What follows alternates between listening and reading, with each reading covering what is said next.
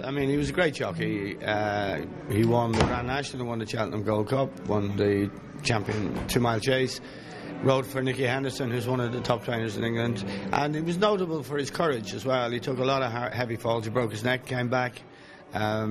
So he was always very well respected, and I'm a big fan of racing, and particularly national hunt racing. I think he's a remarkable man and was a great jockey. It's probably 1 in 250 have a chance to be professional jockeys and earn their living through it, and of that one who makes up to 250, he might not be that successful. So he could be just a run-of-the-mill jockey. So it is extremely tough. There's a lot of lads out there all trying to be the same thing. They're all trying to be the next Richard Dunwoody, the next Adrian Maguire, the next Norman Williamson, the next Tony McCoy. You know, every one of them start out thinking they are going to be the next one, and unfortunately for some, they just don't make it.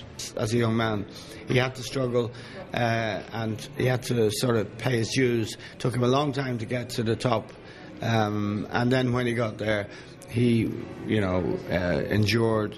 Remarkable character. I mean, they call him the Iron Man, and he is a tough man, but a very nice man. I rode a treble on Gold Cup Day, including the Gold Cup, and I won at Seymour Business in '99, and I would struggle to get a racing day that would top that.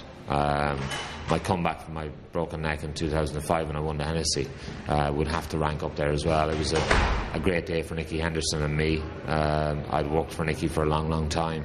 We became very good friends, and it's always nice when you share big success with somebody who you're very fond of.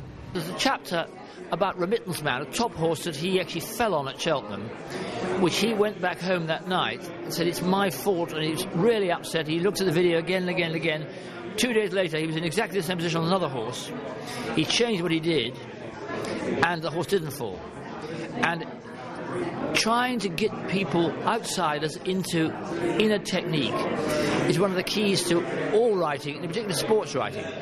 Most of the time, we just talk about results. Or if it's a success, it's a success. They don't explain how it happens. And this book explains in an understandable way how it happens.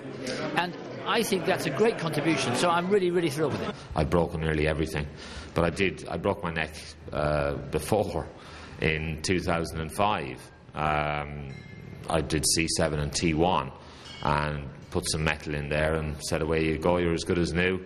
You know, in 35 years you haven't broken your neck, so you'd be very unlucky to do it again. And lo and behold, 3 years later, bang. It was a pretty tough recovery. I was probably at the lowest point in my life that I've ever been. Pretty tough to drag yourself back from that. Just walking the length of this room was an all-day task. If I did it, it meant that I had to sit down and I would probably sleep for an hour. I've got 2 little boys now, and they're 1 and 2, and all I could think of was them. I just thought, oh, please don't let this happen. I want to be able to play with my kids and run around with them. They've been an absolute shining light as far as I'm concerned, and no matter what, anything bad comes along, they always make up for it. I think the number one thing that I've always found is that never give up your dream. That was the number one thing for me. It was always hard. It got harder before it got easier. But I had a dream that I was chasing, and I was lucky. I just kept at it, even though I kept getting doors slammed in my face time after time after time. And I wouldn't take no for an answer. I just basically kept saying, right, well, this is what I've got to do to get on.